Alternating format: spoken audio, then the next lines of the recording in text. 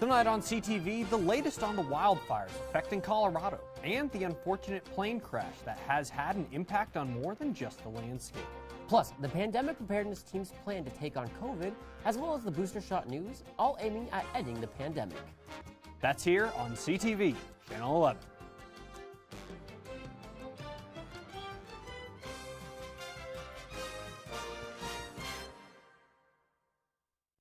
Good evening and welcome to the Thursday Night News Show. I'm Kenneth Frederick. And I'm Weston Hubbard. Colorado is facing the imminent threat of another massive wildfire. The Cougar Rock fire has been spreading at a rapid rate after beginning south of Estes Park earlier this week. Strong winds have helped to spread the fire, which now has burned up to a reported 145 acres of land, with only around 45% of the fire being contained. While the fire crews have been working hard, residents of Estes Park have been evacuated in order to avoid any injuries or casualties that could come out of the fire. However, so far there has been one very tragic story that has come out of it. Air Force veteran and firefighter Mark Thor Olson passed away Tuesday night while fighting the Kruger fire. He died in a crash after successfully completing an airdrop and going to a final run with fire suppressant. The crash happened at approximately 9:47 at night in the southeast of Estes Park. Olson is the first to ever do a nighttime flight to fight a fire in a plane. A procession of emergency vehicles brought Olson's body to the county coroner's office yesterday. Fall break is coming up, and with the expectance that many students will be home for the holidays, some bike paths and sidewalks on Colorado State University's campus will be closed. This closure will be due to the work needing to be done on the water pipes beneath these paths. The paths included the ones that are adjacent to the north side of Center Avenue and Lake Street.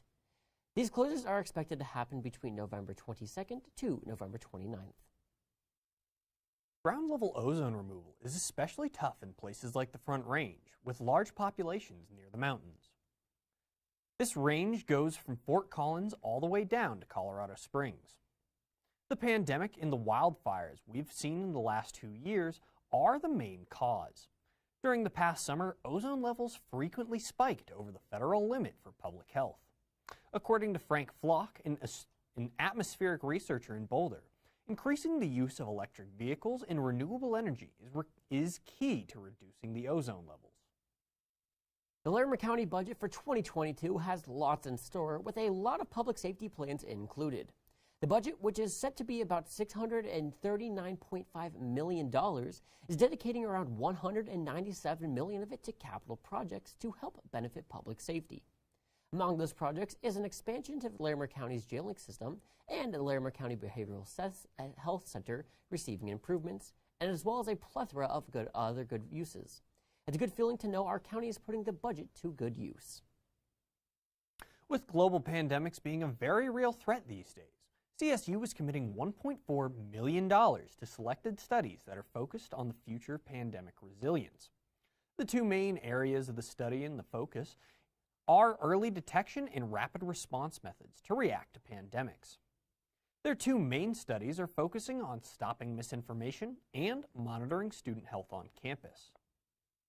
Make sure you stick around, Rams. We'll update you on the continued cold weather to come. That's next on Weather here at CTV Channel 11.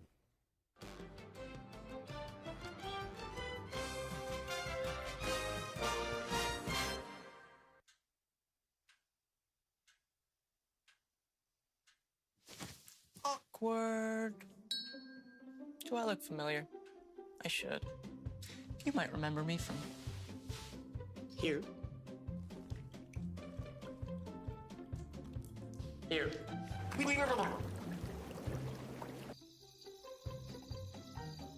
Or maybe even here. But an awkward silence can be a great thing. It can actually be a perfect moment to reach out to a friend and ask if they're okay if they seem down. It doesn't matter how you say it. You all right? Everything's okay? Oh, gee. You all right, girl? You cool? Bug and dog. Just show you're there for them. Go on, Kelly. Susie Awkward.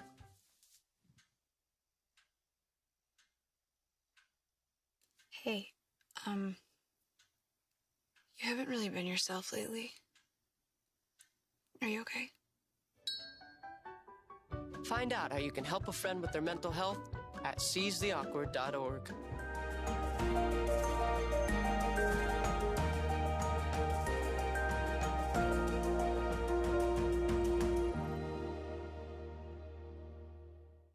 welcome back from the break, Rams, and to another week of weather. I'm Lee Medley, filling in for Morgan Gardner. Now, as we take a look at our current conditions, it is pretty chilly outside with 37 degrees and a low of 30. It is going to be pretty chilly, so I am going to be pulling out my jacket and my beanie for my walk home tonight. Now moving on to our overnight lows. It is going to be very, very chilly to the western side of the state. As you can see, it's going to be 12 in Gunnison and 15 in Alamosa. And if we look on the I-25 corridor, it is going to be 30 degrees in Fort Collins, 38 in Denver, and 32 in Colorado Springs. Now moving on to our tomorrow's highs, it'll be a little bit warmer than it has been the past couple of weeks, with 61 in Fort Collins and 63 in Denver and Colorado Springs. But luckily, Pueblo will have the warmest temperature of tomorrow at a pretty toasty 70 degrees. We will also be having in the west of the state 52 in Gunnison and 56 in Alamosa. Now moving on for tomorrow's forecast, we are dipping into freezing weather for the low tonight, or for the low of tomorrow at 32 degrees and 61 as our high. It will also be pretty windy with wind at 6 to 10 miles an hour. So make sure to not wear any skirts, ladies.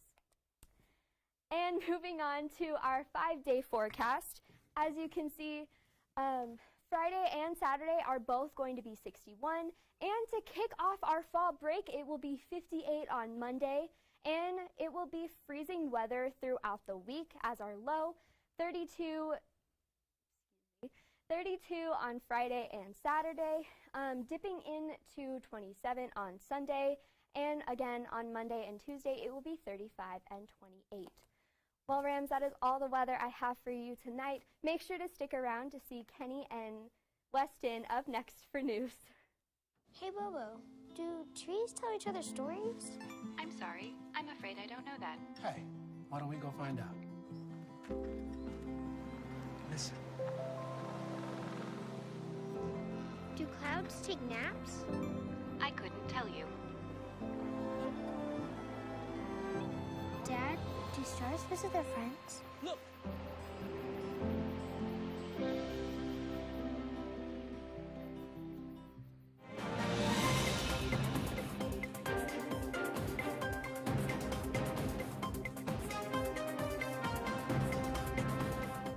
Welcome back from the break, Rams. Thanks for joining us again on CTV News. Food insecurity is a big issue facing many Rams. The ASCSU has passed Resolution 5105, Support for a Hunger-Free Campus funding. The bill seeks support from the Department of Higher Education and CSU to recognize the threat and take action. It also endorses the Hunger-Free Campus Bill, an initiative started in California. It has since passed in 3 other states, being introduced in 6 others as well. Food security is particularly tough for women and non-binary people, an issue that Senator Evan Welch brought up while speaking on the resolution. Surveys from the University of Wisconsin shows that women report 32% higher rates of food insecurity than men, while non-binary students report 6% higher rates than men.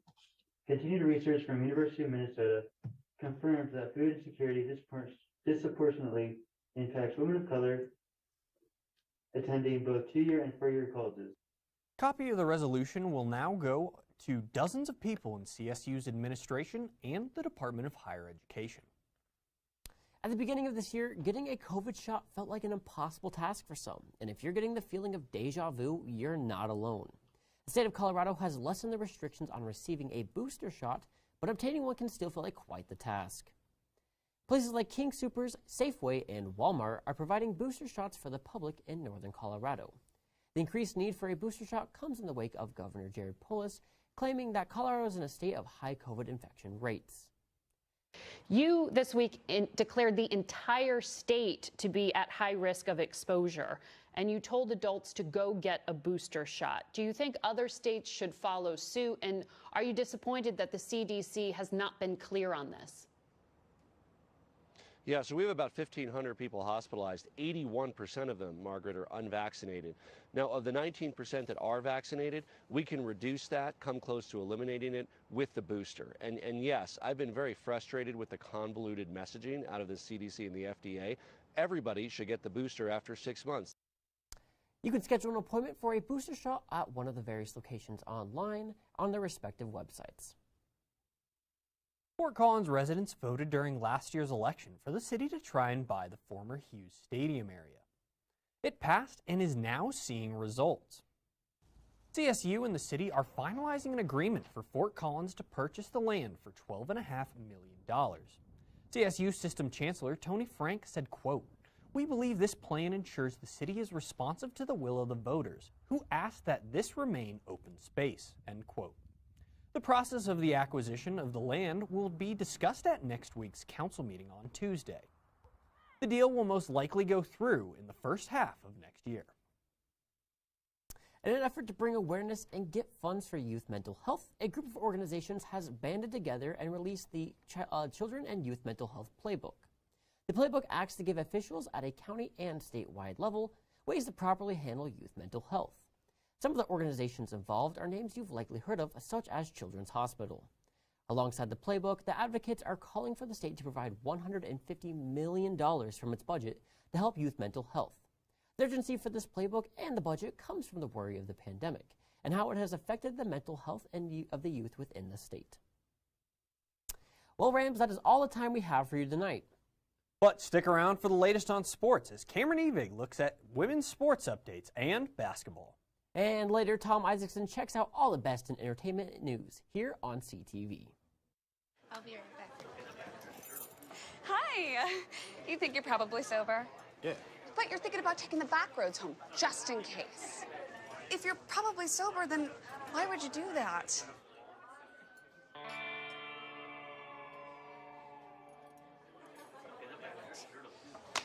Good choice. Probably okay isn't okay. If you see a warning sign, stop and call a cab, a car, or a friend. That's a full glass of wine. I'll be chatting you later. What's up, Rams, and welcome back to Cam's Corner. I'm your host, as always, Cameron Evig. Now, this week, my boss told me that I had to talk about CSU football some more and feature their game against Hawaii.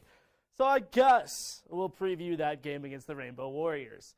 Plus, the entirety of CSU basketball is off to a hot start, and the women play tonight right down the road in Denver. We'll check in on them and also pivot to take a look at what the men have to do to keep their record perfect at the Paradise Jam tournament down in the Virgin Islands starting tomorrow. All that and more on Cam's Corner, starting right now.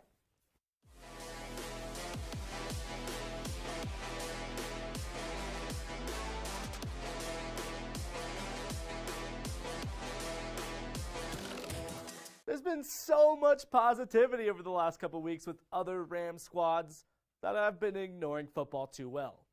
Avoid being depressed, and not to mention that talking about CSU's winning teams for once is what actually is good for me.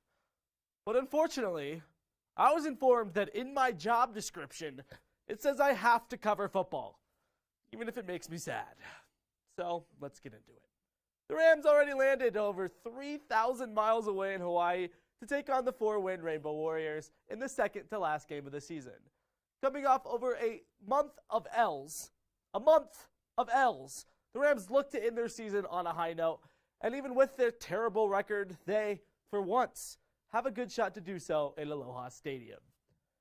In the last two games against the Pokes and the Falcons, CSU has given up a combined 773 rushing yards. 773. Even I could have ran through some of the gaps that Wyoming and Air Force's O-line created. That might be a little bit of exaggeration. Scott Patchen would decapitate me. But we need at least some ability to stop the run if we're going to win these last two games. Luckily for the Rams, Hawaii is also coming off a hefty losing streak of their own at 3 games, and they haven't shown really any signs of being good recently. I mean, now I get they're playing a bit better, but last week, bottom of the barrel UNLV ran all over the Rainbow Warriors with their starting running back Charles Williams, going for 266 yards and 3 tutties. And that was only UNLV's second win of the year. It looks like their defense against the ground is a lot like Colorado State's, so we'll have to see who gives in this one. Which unit can keep the other team for rushing under 200 yards? Yeah, that's how low the bar is. 200 yards. And moving on. Oh, I can talk about our good sports teams now? Great. And now that that's over with, let's get into some teams that still have some potential this season. Starting with the women's squads that are both playing right now. Rams volleyball is playing Utah State all the way up in Logan right now to decide the Mountain West regular season title. The set score is currently 0-0 with the game just getting started. And with that, let's get an update on women's hoops. Coach Ryan Williams and crew are in Denver right now playing DU to look to improve to 4-0 in their toughest test of the year.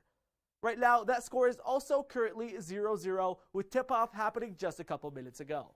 Let's hope for a good end of the night for both squads, especially volleyball. Winning that regular season title is so crucial towards trying to make it to an NCAA tournament.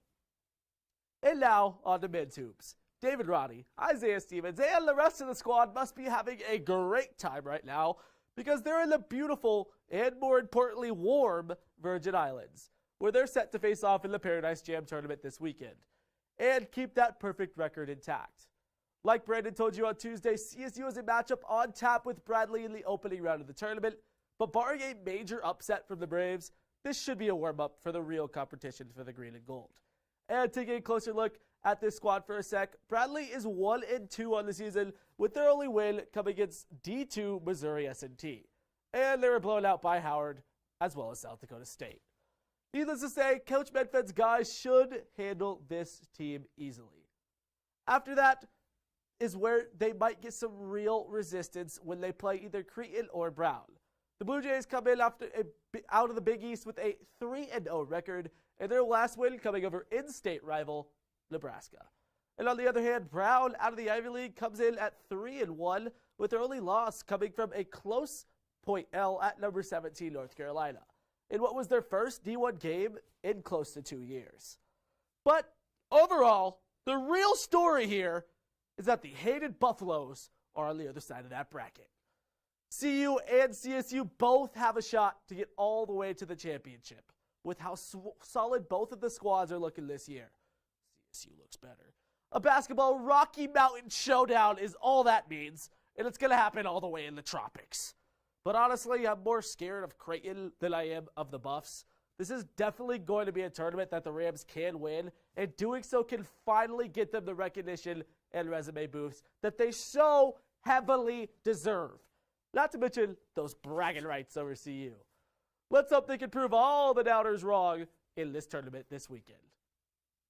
And now that we're done with that, to cap off this wonderful segment, it's time for the Ram of the Week, which goes to women hooper Carly Murphy.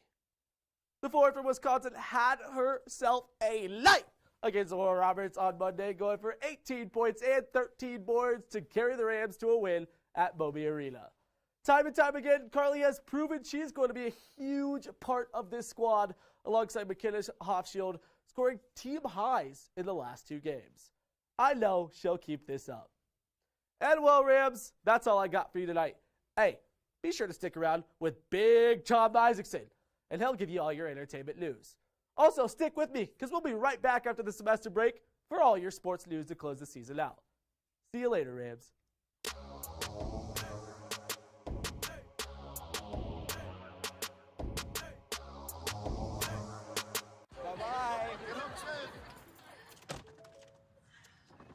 Hi. Hoping for a crisp breeze to help keep you alert. Oh, he took a sip of water too. That'll probably help. You were probably gonna turn down the radio too, so you could focus, right? Probably okay isn't okay. Right. If you see a warning sign, stop and call a cab, a car, or a friend. I think the water line is what really drove it home. I blew on him.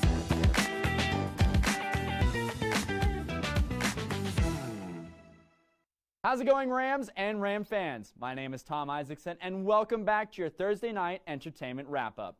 Really excited to tell you what I've got planned tonight, so let's get started. And tonight we're coming off the heels of our sports news to talk sports safety. Professors at CSU have published a new study about artificial play surfaces and making them safer. The study tries to find a correlation between artificial turf and sports injuries. Pioneered by Raul Reiser II, who tore a ligament in his leg from falling on the turf many years ago. The study found that it is true that injuries are more common, and now the group is trying to find a way to find a new, safer kind of artificial play field. This is truly fascinating stuff, and I'd like to applaud my fellow Rams for making sports fun and safe. Now, thankfully, the break is almost here, and I am in desperate need of it. But there is a bigger group of people who are in desperate need of something much more serious. The Food Bank for Larimer County has issued a, quote, red alert, end quote, when it comes to their turkey drive. They say more people are more in need than ever of getting a meal on the holiday, and it is calling for over 6,500 turkeys, which is more than they have ever had in the past. The donation window ended today at 6 at night, and we are trying to find out the numbers now. Way to go, Fort Collins. All right, on my show I have talked to a lot of incredible people doing some pretty wonderful stuff, but this takes it to a whole new level. Golf. No, not the sport. The Gift of Love fundraiser. Started by Sue and Thomas here in Fort Collins, this fundraiser has been going for years, supporting all kinds of great causes. The Gift of Love fundraiser, acronym GOLF, because we're at Harmony Golf Club. It is a fundraiser that we do every holiday season to give back to the community and pay it forward. And this year, they're doing something especially spectacular. This year is supporting the Front Range Community College Scholarship Fund. We chose this scholarship last year, and we did it because of COVID. We saw the sacrifices of the frontline heroes, and we saw that they showed up to work. We wanted to honor their work, but we also knew that there was a shortage of nurses nationwide, and we thought, what better than give the gift of education where we can create the next generation of frontline heroes. And with an army of elves to help at this time of year, they are sure to do it. It helps every resident of our community. And I think one of the important things that each of us needs to think about is, how can we give back? Because for Suna and her team, it's all about being an impact to their community. This is something that's self-sustaining for a student to give back. We might one day be facing that person that we gave a scholarship to, and they might be healing us, saving our life, or protecting us. It's absolutely incredible to see the work that they are doing. They have an event coming up on the 22nd at DC Oaks, where from 5 to 8 at night, 20% of all profits made go to help them. If you can't make it, or you want to donate more directly, you can head to their website to learn more. As you might be able to tell, I am very much due for a trim, but it is November, so to annoy my mom, I'm holding out for now. However, if you are in need of a trim, there might be a new place to try out. Scissors and Sinners, a new barbershop on Laurel Street and College, is offering a unique and inclusive experience to customers of all needs and wants. The desire is to create an environment where all can feel welcome and comfortable getting their hair cut. This is the stuff I love to see from Fort Collins. Alrighty, Rams, it is exactly, precisely, and entirely time to find out what I found on the internet for the clip of the week. Ta-da! This year is a special year for Colorado as the Denver Zoo is celebrating 125 years of being open. So when I heard the news, I knew what I had to do. Let's turn it over to everyone's favorite grizzly, Tundra.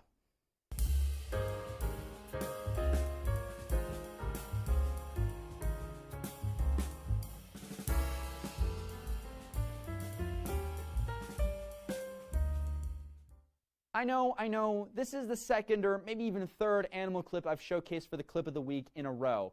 And I had something else in mind, but how could I not? I love the Denver Zoo.